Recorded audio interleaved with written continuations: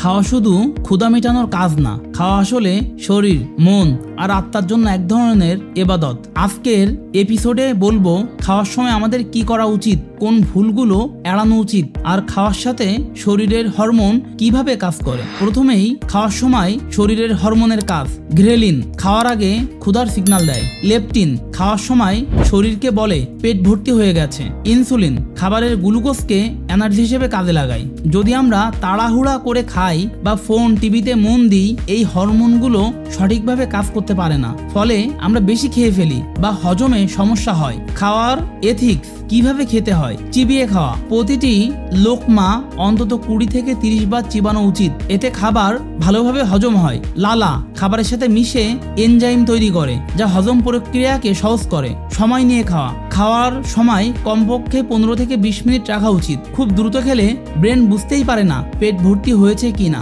পানি খাওয়ার নিয়ম, খাওয়ার ঠিক আগে আধা গ্লাস পানি খাওয়া ভালো, এতে হজমে সাহায্য করে। খাওয়ার সময় খুব বেশি পানি খাওয়া উচিত নয়, এতে পাকস্থলীর অ্যাসিড পাতলা হয়ে যায়। খাওয়ার 20 থেকে 30 মিনিট পরে পানি খাওয়া সব থেকে ভালো। লবণ খাওয়ার অভ্যাস, অনেকেই লবণ খেতে অভ্যস্ত।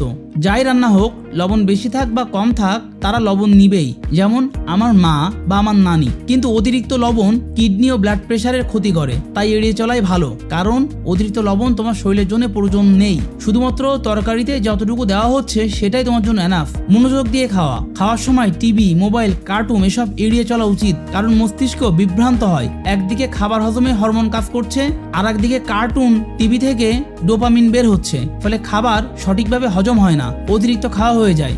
সব থেকে বড় বিষয় কৃতজ্ঞতা প্রকাশ করা। খাওয়ার আগে সৃষ্টিকর্তার শুকরিয়া আদায় করা উচিত, যিনি আমাদের এত সুন্দর খাবার দিয়েছেন। রান্না করেছে যে, তার জন্য ধন্যবাদ দেওয়া উচিত। মনে রাখা দরকার, এই খাবারটা একজনের কাছ থেকে আসেনি। চাষি, শ্রমিক, ব্যবসায়ী, রাঁধুনি সবাই মিলে খাবারটি আমাদের প্লেটে এসেছে। তাই প্রতিবার খাওয়ার সময় দোয়া করা উচিত, যাতে সবার জীবনে বরকত, রহমত আসে। পজিটিভ মানসিকতা, খাওয়ার সময় শুধু খাবারের দিকে মন দেওয়া উচিত। পজিটিভ চিন্তা করতে হবে, এই খাবার আমার শরীরের জন্য ওষুধ, শক্তি, আশীর্বাদ। এতে শরীরও খাবারকে সঠিকভাবে ব্যবহার করবে, মেটাবলিজম উন্নত করবে। এবং বিশ্বাস যে কত বড় একটা শক্তি, এটা নিয়েও আমি তোমাদের সাথে ভবিষ্যতে কথা বলবো। খাওয়ার সময় শুধু খাওয়া নয়, এটা হলো প্রশান্তি, কৃতজ্ঞতা আর শরীরের যত্নের সময়। মনোযোগ দিয়ে শুকরিয়া আদায় করে ধীরে ধীরে খেলে খাবার শুধু পেট ভরায় না, আত্মাকে তৃপ্ত করে। দেখা হচ্ছে পরের কোনো ভিডিওতে। আল্লাহ হাফেজ।